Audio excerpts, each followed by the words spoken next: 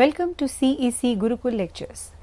Today in this particular presentation, I would be talking on revised Bloom's taxonomy, a pathway to improvement. Where do we begin in seeking to improve the human thinking? Asking the pupils to think at the higher levels beyond simple recall is an excellent way to stimulate the pupil's thought and the process. Different types of questions require us to use the different level of thinkings, as has been discussed in the previous sessions. Now, asking the students to think at a higher level beyond a simple recall is an excellent way to stimulate the students' thought process. Like for example, we give them a situation and ask them that how you're going to solve it. So there is a brain churning session amongst the students, and they are definitely going to think something which is out of box. They are going to recall the particular situation and think in an innovative manner. It is going to stimulate their thinking level also. So basically, when we ask the students to think at the higher order level or a simple recall, it is simply a beautiful way to stimulate the process, which is definitely a part of the revised Bloom's taxonomy. Now, Bloom's taxonomy has been discussed in the previous session, but just a small recap. Bloom's taxonomy is a classification of the thinking organized in accordance with the interest of the learners. Now, basically, this taxonomy is a classification of the thinking organized by the levels of complexities. It gives the teachers and the students an opportunity to learn and practice a range of thinking and provides a simple structure for many different kind of questions.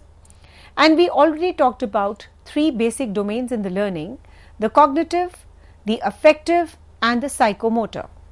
When you talk about the cognitive domain, that is the learning outcomes related to knowledge, which is the lowest level of the thinking. Like when we ask a student to cite, to enumerate, to identify, to imitate, to match, to name, to recall, to reproduce, to state and to write, we are asking him basically which is related to only the knowledge. And when you talk about the cognitive domain, which is the lowest level of the thinking, is the knowledge, and we discussed at length in the previous session.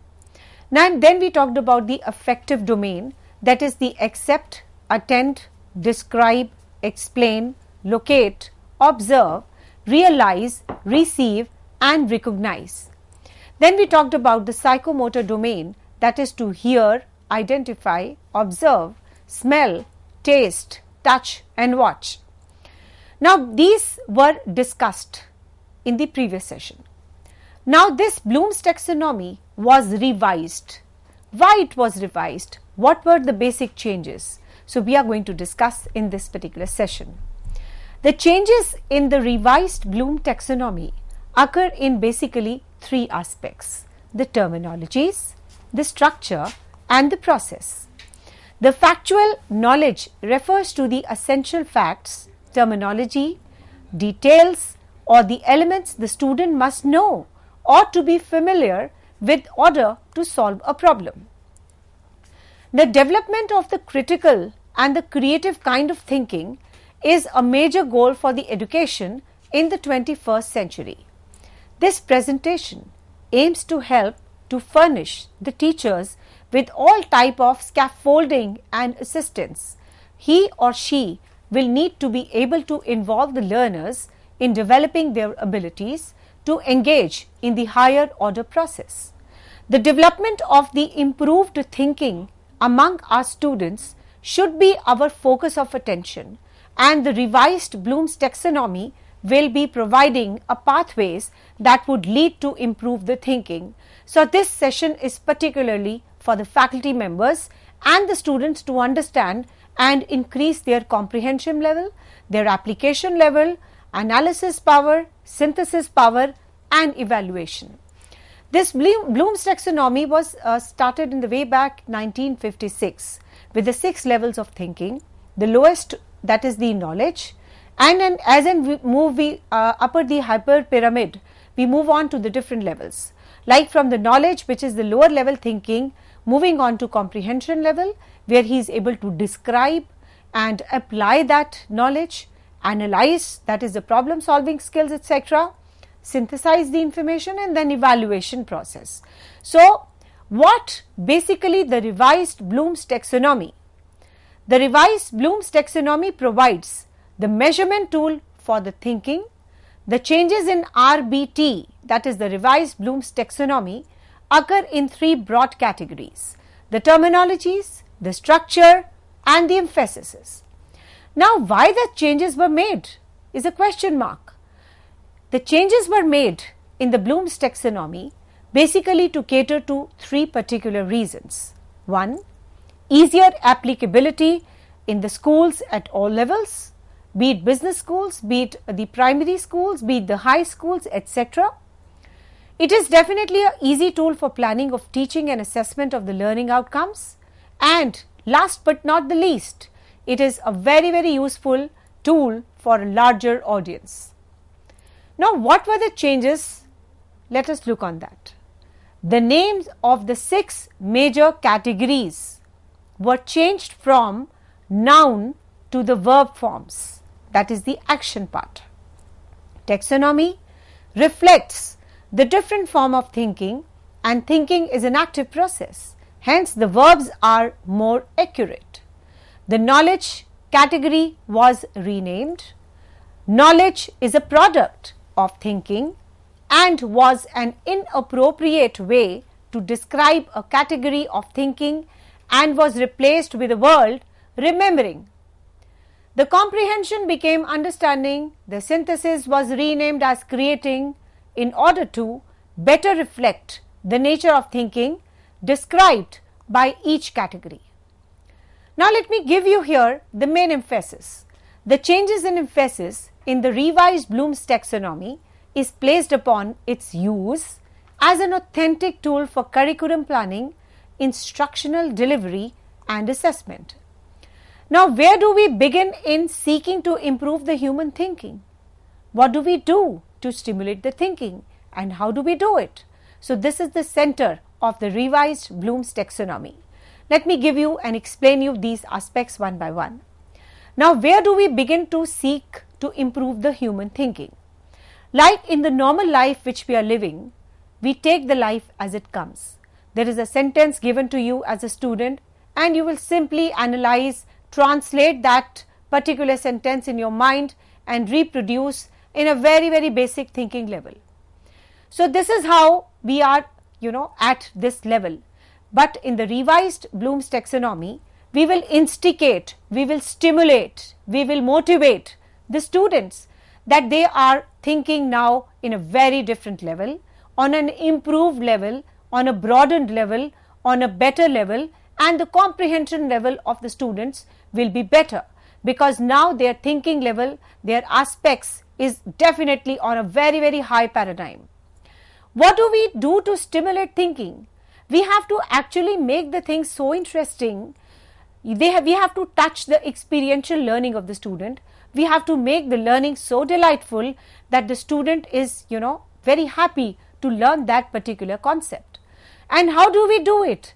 Basically, the pedagogies. So, this is at the center of the revised Bloom's taxonomy. That is, we have to improve the comprehension level, the thinking level, the improvement level in the thinking level, and we have to stimulate the minds of the students. We have to motivate them to the next level, and definitely we have to do certain things to make the learning very happy, experiential, experimental and delightful.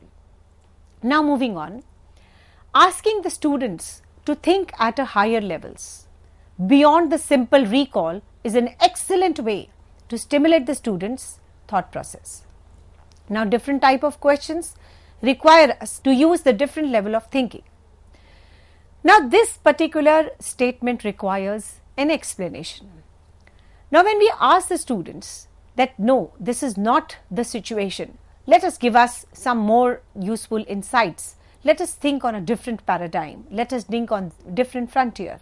So, asking the students to think in a way which is unconventional, beyond simple recall, is a very excellent way to stimulate the students' thought process. Now, basically, I would like to reiterate here that students' thought process is a very simple aspect. The different type of questions which we ask, we require useful different types of thinking levels. So basically, when you are asking the students to think at a very different level beyond a simple recall is a very, very important example which helps in stimulating the student's thought process. Now coming on to what is a revised Bloom's taxonomy. The revised Bloom's taxonomy provides the measurement tools which is changes in the broader categories. So let us have a look on what were the previous Bloom's taxonomy and what is the current revised Bloom's taxonomy. Let us have a look. Let us start with the lowest level. The previous Bloom's taxonomy, which was started in the way back 1956, was only a Bloom's taxonomy, whereas one of his students revised it in 2001 from noun to verb. So the first level of the thinking, which is at the lowest level, is the knowledge. Knowledge was replaced by remembering. Comprehension was replaced by understanding. Then of course application was replaced by apply. Analysis was replaced by analyze. Synthesis was used to evaluate, and evaluation was replaced by create. So there were two steps which were interchanged, but the steps were very, very different. The visual comparison of the two Bloom's taxonomy is easy, but when it comes to the explanation part, it is little different. So let us have a look on these one by one. So the first basic change is in the changes in the terms. From noun to verb is one thing. Thinking is an advanced process. Therefore, the verbs are more accurate. The knowledge is a product of thinking and the inappropriate to describe a category of thinking and was replaced by the word remembering. So this is primarily the first change from the Bloom's taxonomy to the revised Bloom's taxonomy, that the word knowledge was replaced by remembering.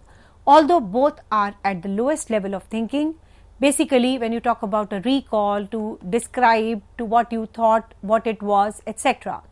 I will be giving you number of examples to explain these terms. The second change was from comprehension, it became understanding. The synthesis was renamed as creating in order to better reflect the nature of the thinking described by each category. So let me give you these aspects one by one with the examples. The learner is able to recall, restate, remember the learned information. That is, if he is able to recognize, he is able to listen, describe, identify, retrieve, naming, locating, finding. This is the lowest level of thinking, which was earlier called as knowledge, whereas in the new revised Bloom's taxonomy we call it as remembering. So can you recall this information? If we ask a student this particular question, that means we are only referring to the lowest level of understanding of the student, which we call it as remembering, whereas the same word was there in the previous Bloom's taxonomy called as knowledge.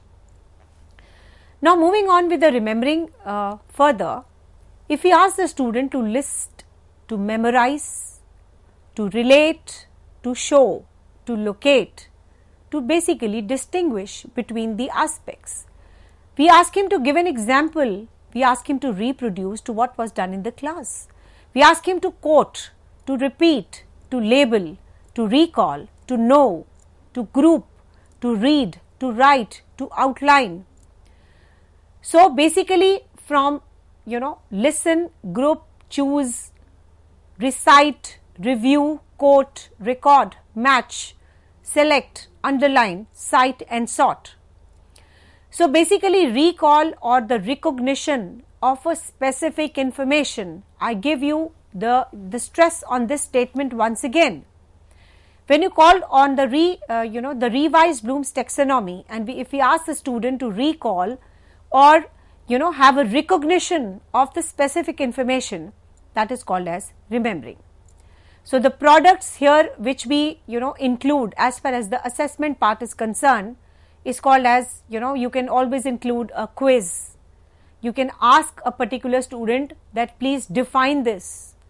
You can ask a student to fill a worksheet relating to what was done in the class, a particular fact sheet. You can ask the student to label it, to list it, to reproduce it, and basically the vocabulary we can ask him to put that. So this is how we evaluate, and under the revised Bloom's taxonomy, on the lowest level of thinking level, which was earlier knowledge, we call it as remembering. Now moving on with the classroom roles for remembering. I will be talking for the classroom roles of the teachers in this regard, and then moving on to what is the role of the student under the revised Bloom's taxonomy as far as the lowest level of learning is concerned, that is the remembering, that what is the student role in this regard. So the teacher's role is when you talk about directions, telling, showing, examine, questions and evaluates. So this is how the teacher's role would be all about. She can direct, tell, show, examine, question a student and evaluate them. What is the role of the student? The role of the student as far as the remembering part is concerned is to respond, to absorb, to remember what was done in the class, to recognize to the objects which the teacher is asking him to remember, to memorize the concepts, then to define a concept, to describe a concept, to reproduce, to retell. And here in this regard, when you talk about the student role, is basically a passive recipient. He is just sitting in the class, listening in the class. The teacher is giving a lecture. So what is his role? His basically role is to remember, to absorb, to memorize, to listen to the lecture carefully, and to retell, to reproduce, and to basically recognize what was done in the class. So basically he is a passive listener, whereas the active speaker here is a teacher. So these are the classroom roles as far as the remembering part is concerned. Now the remembering is the engagement, activities and the products. When you talk about the lowest level of the revised Bloom's taxonomy, what can be the engagement activities for the students and the products? You can ask a student to make a story map showing the main events of the story. You can ask them to make a timeline of your typical day. You can ask a student to make a concept map of the topic. Write a list of the keywords you know about it. What are the characters in the story? Make a chart showing it. Make an acrostic poem about it. You have to recite a poem you have learned. So basically you have to engage the student, because first of all the student has to be at a lower level, only then the level of thinking will move up. So the base has to be very strong, the student role has to be defined very carefully and even implemented carefully.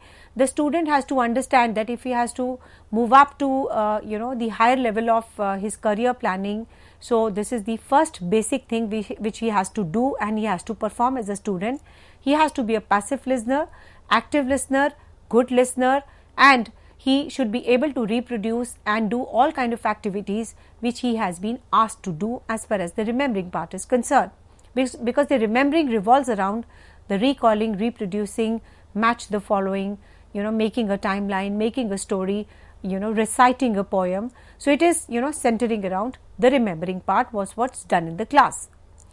Remembering, which was earlier called as the knowledge, it's a shallow processing, that is drawing our factual answers. Testing is recalling and recognition. So when you talk about the evaluation part of the knowledge, that is the remembering, how do we evaluate a student? We evaluate a student on the basis of the recalling and the recognition of what was done in the class. The learner is able to recall, restate and remember the information. So this was, you can also talk about certain lessons like, when did this happen? How would you explain this? How would you describe this? Can you recall? Can you select? Can you list 3 of them? Who was involved in the project? So the questions like this, if a teacher is asking to a student under the revised Bloom's taxonomy, we call it as a remembering evaluation product.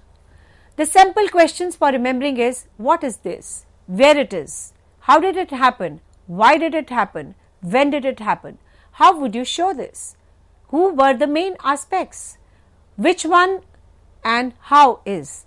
So, you can see the different question marks under the sample questions for remembering.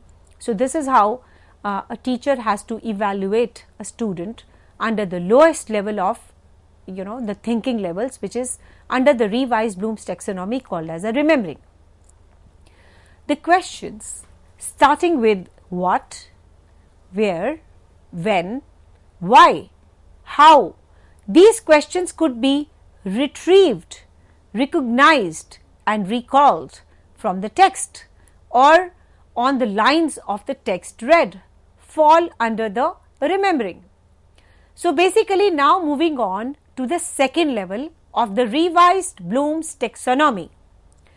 Now, when you talk about the revised Bloom's taxonomy, the second level is called as understanding. The learner grasps the meaning of the information by interpreting and translating what has been learnt. If the student is able to interpret, exemplify, summarize, infer, paraphrase, classify, compare and explain. So, that means his level of understanding is moving up. From which level? From the level of remembering. From the level of remembering, he is now on level 2. Level 2, that is understanding. After the lecture has been delivered in the class, which is definitely a student-centric learning, if the student is able to do the activities which I listed, again I am listing, if the student is able to interpret the story which was done in the class or the lesson which was done in the class, he is able to exemplify them, he is trying to read between the lines, he is able to read between the lines, he is able to infer what was done in the class, he is able to paraphrase, classify, compare and explain.